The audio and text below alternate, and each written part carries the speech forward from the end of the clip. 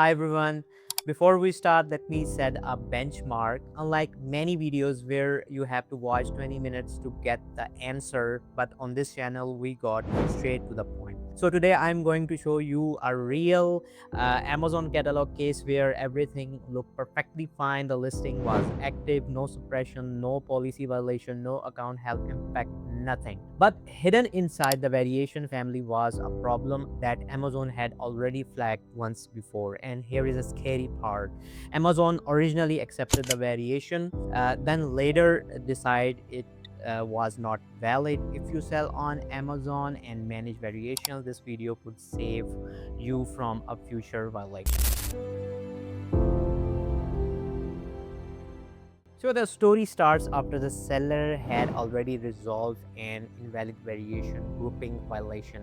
The issue happened before we got involved. Amazon had flagged one child ASIN because of categorization inconsistency inside the variation. So eventually that violation was cleared, case closed, or at least everyone thought it was. Most sellers would stop there, but this seller asked a very smart question. If one child ASIN had categorization issue, what about the rest of the variation family? And honestly, that's where things became interesting. So the seller was not dealing with any emergency, no suppression, no standard inventory, no listing removal. The listing was selling normally. The goal was not fixing damage. The goal was preventing future damage. So when we reviewed the variation family, we noticed that some child ASIN were using different categorization attributes than the rest. Not visible to the customer, no obvious from the front end, but visible inside Amazon's catalog structure. This is where I need every Amazon seller to pay attention. Many sellers believe if Amazon accepted my inventory file, then everything must be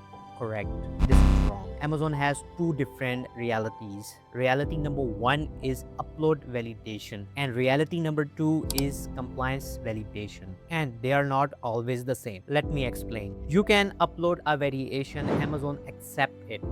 Parent-child relationship appear, listing go live, everything looks healthy, but behind the scenes, Amazon's compliance system continues scanning the catalog, sometimes weeks later, sometimes months later, and that's when problems appear. So think about it this way: the upload process is like a security guard checking your ticket. The compliance system is like an auditor reviewing the same entire building afterward. So the security guard might let you in, but the auditor might later discover something is wrong. That's exactly what happened here. Amazon evaluates something called grouping attributes. For a variation family to remain valid, certain attributes need to stay aligned across all children. These can include brand, manufacturer, item form, product type, browse node, item type, keyword. If these don't match properly, Amazon may decide the variation should never have existed in that structure. So when we compared the child ASIN, we discovered two of them were using categorization attributes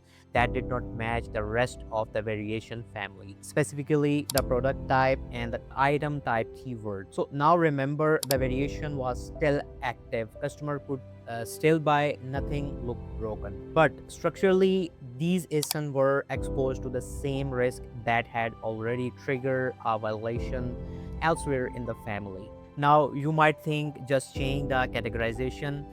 Not so fast. Amazon has changed significantly over the last few years. Many categorization attributes are no longer fully controlled by seller contributions. So today the challenge is often not identifying the correct value. The challenge is convincing Amazon to approve the correction.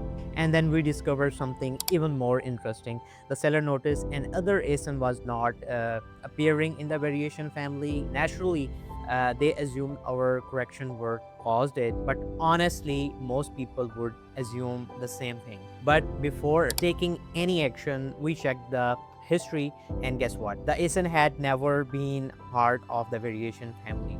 Not recently removed, not broken, not affected by our work. It was simply a pre-existing gap that nobody had noticed before. So this case taught a very important lesson.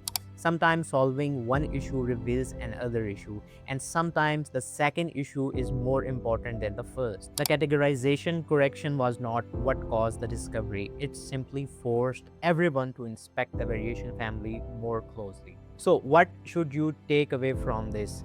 Number one is just because Amazon accept a variation does not mean it's complaint. Number two is invalid variation grouping violations often start with backend categorization mismatches. Number three is the best time to audit a variation family is before Amazon's compliance system audits it for you. And the last one is never assume a recent change caused a problem. Always verify the history first. So guys, if you found this case study useful, hit the subscribe button. On this channel, we break down real Amazon catalog cases, real Amazon compliance issue, real PPC strategies, and real account management challenges that sellers face every day. I'm Umar from Spectrum BPO. Thanks for watching, and I'll see you in the next one.